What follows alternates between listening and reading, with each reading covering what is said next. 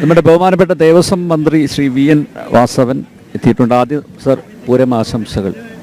പൂരം എങ്ങനെ പോകുന്നു? സുഖമായിട്ട്? പൂരം ഇതുവരെയുള്ള അനുഭവങ്ങളിൽ വളരെ ഗംഭീരമായി ഏറ്റവും വിജയകരമായി പൂർത്തീകരിക്കാൻ കഴിയുന്ന രൂപത്തിലേക്കുള്ള നമ്മുടെ പരിശ്രമങ്ങൾ വിജയം കണ്ടിരിക്കുന്നു എന്നാണ്. കൊടിയേറ്റ് മുതൽ സാമ്പിൾ വെടിക്കെട്ട് കഴിഞ്ഞ് ഇന്നലെ പൂര വിളംബരവും കഴിഞ്ഞ് ഇന്ന് ആദ്യത്തെ ചെറുപൂരം എത്തിയതോളം വരെയുള്ള പൊതുസ്ഥിതി പരിശോധിക്കുമ്പോൾ നമ്മൾ ആഗ്രഹിച്ച രൂപത്തിൽ ഏറ്റവും ഭംഗിയായി വിജയകരമായി ഈ പ്രാവശ്യത്തെ പൂരം പര്യവസാനിക്കും. അതിനുള്ള എല്ലാ മുന്നൊരുക്കങ്ങളും നമ്മൾ നടത്തിയിരുന്നു. അത് മുഴുവൻ ഫലം കണ്ടു തുടങ്ങിയിരിക്കുന്നു എന്നതാണ് ഇതുവരെയുള്ള അനുഭവങ്ങൾ.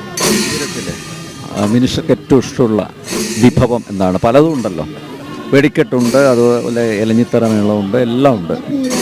ഏറ്റവും ഹൃദ്യമായിട്ട് തോന്നുന്നത്? കൃത്യമായിട്ട് മേളം ഏറ്റവും നന്നായി ആസ്വദിക്കുന്ന ആളാണ് ഞാൻ. അതുപോലെ കുടമാറ്റവും നയനമനോഹരമായ രംഗങ്ങൾ ആവിഷ്കരിക്കുന്നു. അപ്പോൾ ഈ ഓരോരുത്തർക്കും ഓരോ തരത്തിലാണല്ലോ.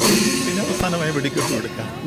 അപ്പോൾ ഇവിടെ ആദ്യഘട്ടത്തിൽ ചെറുപൂരങ്ങൾ വന്നു കഴിഞ്ഞാൽ പാണ്ടിമേളം, പഞ്ചവാദ്യം, മഠത്തിൽ വരവ്, അതോടൊപ്പം തന്നെ ഇപ്പുറത്തുനിന്ന് പാറമേക്കാവുകാരുടെ ഇലഞ്ഞിത്തറ മേളം, ഈ മേളങ്ങളെല്ലാം കൂടെ ചേരുമ്പോഴേക്ക് ആദ്യം തന്നെ വലിയ ശബ്ദ മാധുര്യത്തോടു കൂടിയുള്ള കർണാനന്ദകരമായ അനുഭൂതി പകരുന്ന രൂപത്തിലേക്ക് അത് എത്തിച്ചേരുന്നു.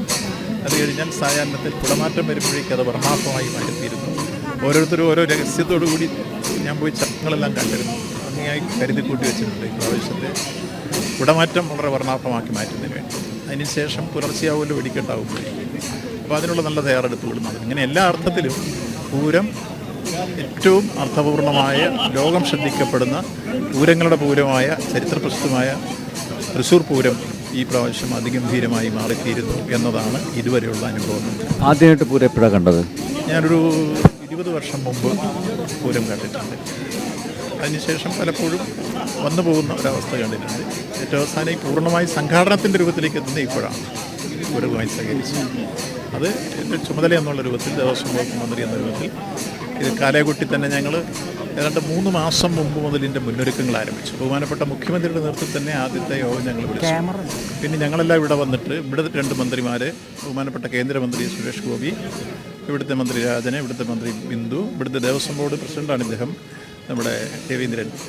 അദ്ദേഹം ചാർജ് എടുത്തതിന് ശേഷം പൂർണ്ണമായി ഇതിൽ കേന്ദ്രീകരിച്ച് അതിൻ്റെ പ്രവർത്തനങ്ങളുമായി വന്നിരിക്കുന്നു. അങ്ങനെ ഞങ്ങളെല്ലാം ചേർന്ന് ഒരു ടീം വർക്ക് നടത്തുമ്പോൾ പാറമേക്കാവും തിരുവാമ്പാടി ദേവസ്വം ബോർഡുകളും അതോടൊപ്പം തന്നെ ഇവിടുത്തെ കോർപ്പറേഷനും മറ്റ് ജനപ്രതിനിധികളും എല്ലാം നല്ല രൂപത്തിൽ സഹകരിച്ചാണ് മുന്നോട്ട് പോകുന്നത്. അപ്പോൾ ഏറ്റവും ഗംഭീരമായി മുന്നോട്ട് പോകുന്ന ഒരു പൊതുസ്ഥിതിയാണ് ഇതുവരെയുള്ള അനുഭവങ്ങൾ പറയാം.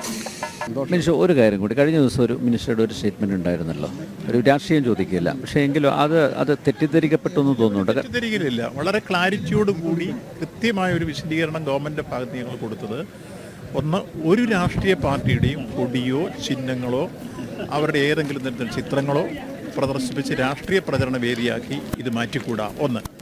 2, മതജാതി സ്പർദ്ധകൾ വളർത്തുന്ന രൂപത്തിലുള്ള ഫ്ലെക്സുകളോ ബോർഡുകളോ വെച്ചുകൂടാ. എന്നുവെച്ചാൽ ഒരു ജാതി ഒരു മറ്റൊരു ജാതിക്കെതിരായോ അല്ലെങ്കിൽ മതം മറ്റൊരു മതത്തിനെതിരായോ ഒരു പ്രചരണം നടത്തുന്ന രൂപത്തിലേക്കോ ബോർഡുകൾ വന്നുകൂടി. ഈ 2 കാര്യങ്ങളാണ് പറഞ്ഞത്. ഇതിനകത്ത് വളരെ വ്യക്തതയാണ്, ഒരു അവ്യക്തതയില്ല. പൊതുവേ 2 ദേവസ്വം ബോർഡുകളും അത് കൃത്യമായി അംഗീകരിച്ചു. ഞങ്ങളെല്ലാം ചേർന്ന് കൂട്ടായി ചർച്ച ചെയ്ത് പൊതുവിലെടുത്തൊരു തീരുമാനം. അത് മതചിഹ്നങ്ങൾ എന്നല്ല പറഞ്ഞാൽ മതസ്പർദ്ധ വളർത്തും. മതസ്പർദ്ധ എന്ന് പറഞ്ഞാൽ ചിഹ്നം, അതാരോ തെറ്റായി ട്വിസ്റ്റ് ചെയ്തത്. മതസ്പർദ്ധ വളർത്തുന്ന രൂപത്തിലുള്ള പ്ലക്കാർഡുകളോ മറ്റ് വെച്ചുകൂടാണ്. അതാ പറഞ്ഞത്. അത് കൃത്യമായി അത് കേട്ടിരുന്ന ആളുകളോ അല്ല അതിൻ്റെ വീഡിയോ ക്ലിപ്പ് എടുത്ത് നോക്കിയാൽ മതി. മതസ്പർദ്ധ വളർത്തുന്ന രൂപത്തിലുള്ള ഫ്ലെക്സുകളോ ബോർഡുകളോ ഒന്നും വെച്ചുകൂടാണ്.